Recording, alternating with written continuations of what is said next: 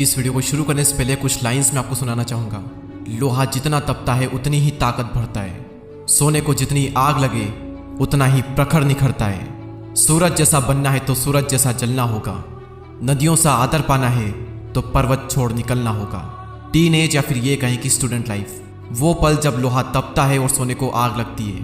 Process में जो जितना तपेगा वो उतना चमकेगा। नदियों सा आदर पाना है तो पर्वत छोड़ निकलना होगा, यानी कि कंफर्ट जोन और बुरी आदतें छोड़नी होगी। और उस प्रोसेस में ये वीडियो आपकी बहुत ही हेल्प करेगा, आपको एक अलग इंसान बनाएगा। शुरुआत करते हैं। पहला पॉइंट, खुद को आगे बढ़ने के लिए चुनौती दें और मुश्किल काम करें। अगर आप यंग हो तो एक चीज़ की आदत आप सबके अंदर होनी ही चाहिए कि अपनी सीमाओं को, अपने लिमिटेशन को परखना कि मेरे लिमिटेशन आखिरकार है क्या। ऐसे काम करना जो कि चुनौती भरे हो, मुश्किल हो, जो आपको आपके कंफर्ट जोन से बाहर निकाले। जब आप सच में अपनी लिमिटेशन को परखोगे ना, तब आपको रियलाइज होगा कि कोई लिमिटेशन है ही नहीं, आप अपनी लिमिटेशन के बियॉन्ड हो। जब आप नई नई चीज़ें ट्राई करोगे, मुश्किल काम करोगे, तो रिजल्ट पॉजिटिव भी आएंगे, नेगेटिव भी आएंगे, लेकिन दोनों ही रिजल्ट आपको बहुत कुछ सिखाएंगे। एज अ पर्सन आपको ग्रो कराएंगे। आपकी लाइफ में सबसे बुरी चीज़ ये हो सकती है कि आप अपने ही तरीके में, अपने ही कंफर्ट जोन में स्टक हो जाओ, और जब एकदम से कुछ चैलेंजिंग आएगा, कुछ मुश्किल काम आएगा, आप डर जाओगे, आप सामना नहीं कर पाओगे। इसलिए ज़रूरी है कि इस एज में खुद को आगे बढ़ने के लिए चुनौती दें, अपने कंफर्ट जोन से बाहर निकलें और मुश्किल काम करें। सेकेंड पॉइंट, असफल होने की चिंता न करें और गलतियां करें। The greatest basketball player Michael Jordan ने एक बार कहा था, मैंने अपने करियर में 9000 से भी ज़्यादा शॉट मिस किए, मैंने लगभग 300 गेम्स गंवाए, 26 बार मुझ पर भरोसा किया गया कि मैं जीतने वाला शॉट खेलूंगा, लेकिन मैं चूक गया। मैं अपने जीवन में बार बार फेल हुआ और यही कारण है कि आज मैं सफल हूँ। इस एज में ये उम्मीद रखना कि सब कुछ मेरे मुताबिक होगा, सब कुछ सही होगा, एक बेवकूफ़ी है, क्योंकि ये कभी नहीं होगा। अभी आपकी स्टार्टिंग एज है, अभी आप कुछ करोगे तो मिस्टेक होगी ही होगी, फिर आप उन्हें इंप्रूव करोगे, फिर आपका थोड़ा लेवल अप होगा, उसके बाद में चीज़ आपके मन मुताबिक होगी। अगर आपके आसपास कोई भी सक्सेसफुल हुआ है तो एक बार उससे बात करके देखना, एक बार उसके पास में बैठना और पूछना उससे कि वो कैसे सफल हुआ है। डेफिनेटली ये बात आएगी ही आएगी कि वो ज़िंदगी में बार बार फेल हुआ, और फेल होना ज़रूरी था, क्योंकि बिना उसके वो सीख नहीं सकता था, और सीखता नहीं तो वो आगे नहीं बढ़ता। इसलिए फेल होने से डरो मत और गलतियाँ करो। थर्ड पॉइंट, अपने आप में निवेश करें। Invest in your self. इस एज में कई लोग एंटरटेनमेंट और कई सारी ऐसी चीज़ों पर पैसा वेस्ट कर देते हैं जिसका कोई मतलब नहीं निकलता। इस एज में सबसे बेस्ट इन्वेस्टमेंट जो कि आप कर सकते हो वो है इन्वेस्ट इन योर सेल्फ। जब खुद पर इन्वेस्ट करने की बारी आती है तो इसमें कभी भी कंजूसी ना करें।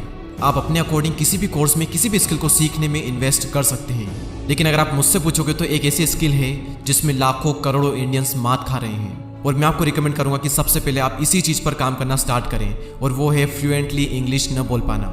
इंग्लिश ना बोल पाना आपका कॉन्फिडेंस कम कर रही है। कई सारी अपॉर्चुनिटी आप अपने हाथ से गंवा देते हो सिर्फ इस एक स्किल की वजह से। हमें स्कूल में इंग्लिश को पढ़ना और लिखना तो सिखाया जाता है, लेकिन बहुत ही कम ऐसे स्कूल होते हैं जहाँ पर यह सिखाया जाता है कि इंग्लिश में बात कैसे करें, फ्लुएंट इंग्लिश कैसे बोलें। और फ्लुएंट इंग्लिश बोलना तभी पॉसिबल है जब आप इसकी प्रैक्टिस करोगे। और सबसे बेस्ट तरीका है कॉन्फिडेंट स्पीकर बनने का कि आप नेटिव स्पीकर के साथ में कॉन्वर्सेशन करो। और एक प्लेटफॉर्म है जहाँ पर आप ये सब कर सकते हो, जिसका नाम है कैम्बली। कैम्बली की 1-on-1 क्लास के बारे में आप में से कई लोगों को शायद पहले से पता होगा, लेकिन कैम्बली ने अब अपनी ग्रुप क्लासेस भी लॉन्च कर दी है ताकि इंग्लिश की प्रैक्टिस करना अब और भी अफोर्डेबल हो जाए। ये एक इकलौता ऐसा इंग्लिश लर्निंग प्लेटफॉर्म है जहाँ पर आप प्रैक्टिस कर सकते हो इंग्लिश के नेटिव स्पीकर के साथ बात करके, यूके, यूएसए जैसी जगहों के ट्यूटर से। इनकी ग्रुप क्लासेस में एक ट्यूटर और आपकी ही तरह 2 और स्टूडेंट होंगे जो कि ब्राज़ील, जापान और कोरिया जैसी कंट्री से होंगे, जो आप ही की तरफ फ्लुएंट इंग्लिश बोलना चाहते हैं। और हर क्लास में एक पर्टिकुलर टॉपिक पर कॉन्वर्सेशन होगी, जैसे कल्चर पर, टेक्नोलॉजी, न्यूज़, हॉबीज़ पर, ऐसे कुछ टॉपिक्स पर। तो ये उन लोगों के लिए एक परफेक्ट सॉल्यूशन है जो कि अपने जज होने और इंग्लिश न बोल पाने की शर्मिंदगी को दूर करना चाहते हैं, और साथ ही दुनिया भर के लोगों से कनेक्ट करके उनसे बात करना चाहते हैं। Fourth point, work for your self not other. खुद के लिए काम करो, दूसरों के लिए नहीं।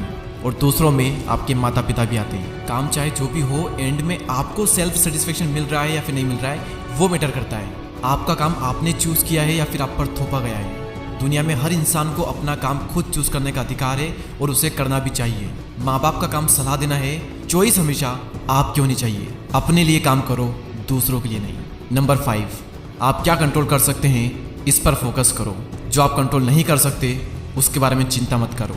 हर इंसान को ये चीज़ झेलनी पड़ती है कि कई सारी चीज़ें उसके साथ ऐसी होती है जो कि उसके कंट्रोल में नहीं होती, और वो प्रॉब्लम्स उसे बहुत परेशान करती है। जैसे आपकी फेवरेट टीम मैच हार गई, महंगाई बढ़ रही है, नेचुरल डिजास्टर आ गया, आपका बीता हुआ समय, दूसरे लोगों का आपके प्रति नज़रिया, दूसरे लोगों के ओपिनियन, इनमें से कुछ भी आपके कंट्रोल में नहीं है, और ये सभी चीज़ आपको दुखी कर सकती है, लेकिन सिर्फ तब तक जब तक आप इन पर फोकस करोगे। महंगाई बढ़ रही है तो क्या हुआ, फोकस करो खुद को इतना अमीर बनाने में कि महंगाई का असर आप पर हो ही ना। हमारी टीम मैच हार सकती है और बहुत बुरी तरह हार सकती है, इसे पहले से ही स्वीकार करो। आपका बीता हुआ समय आपके कंट्रोल में नहीं है, लेकिन आपका आने वाला टाइम पूरी तरह से आपके कंट्रोल में हो सकता है, इसलिए वहाँ फोकस करो।